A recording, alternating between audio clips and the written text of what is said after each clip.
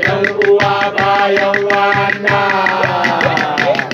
dan abin da na kawo wannan kuma kaji ga bayani muji wannan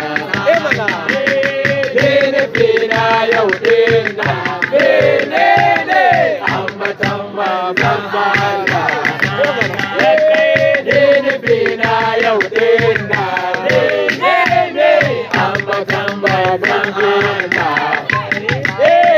mutaka baban kasi sai da je kan Ibrahim baya kai abane ya ce ya mahaifi Ibrahim wallahi ka fi kowa gun Allah Allah rabbana da nasirarka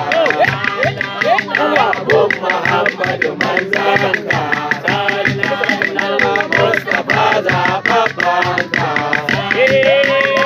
wanda ka bayyana ka su da ƙauna daga jumla kuma yanzu ba da daɗewa ba su nake yi in duba kuma